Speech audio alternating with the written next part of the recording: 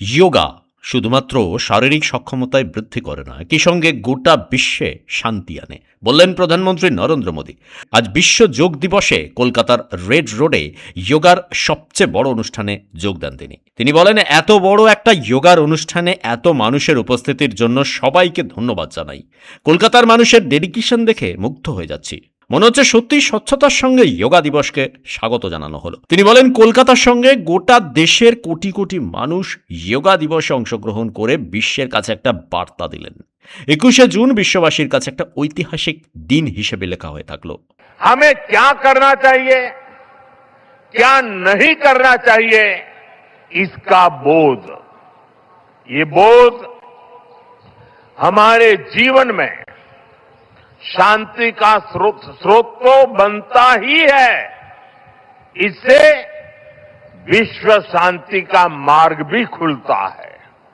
इसलिए योग आज केवल हमारी पर्सनल लाइफस्टाइल के लिए जरूरी है इतना ही नहीं है, योग दुनिया के बेहतर भविष्य के लिए एक आवश्यकता भी है।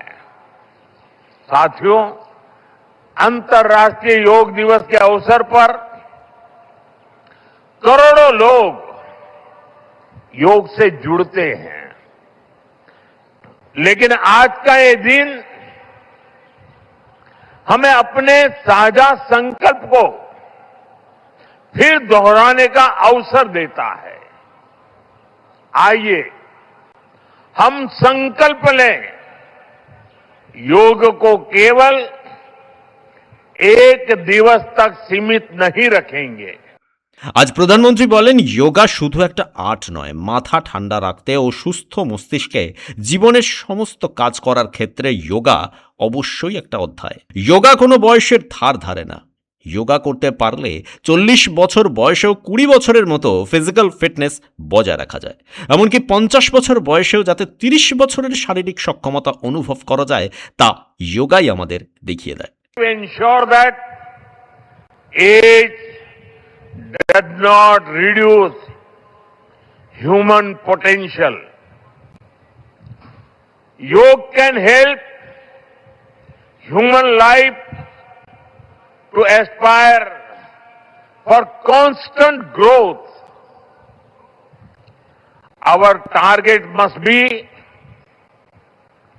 to be more flexible at 40 than we were at 20. Our target must be to be more energetic at 50 than we were at 30. Our target must be to be more resistant to lifestyle disease. প্রধানমন্ত্রী বলেন, যোগা আমাদের জীবনের ভারসাম্য শেখায়। Byte. আজ প্রধানমন্ত্রী বলেন, সমাজ যদি সুস্থ থাকে তাহলে দেশ সুস্থ থাকবে, আরও উন্নতি করবে, আরও শক্তিশালী হবে। যোগাকে আমাদের জীবনের একটা অংশ বানাতে হবে, সারা বছর যোগ দিবসের অনুষ্ঠান করতে হবে। ব্যুরো রিপোর্ট, পূবের কলম ডিজিটাল।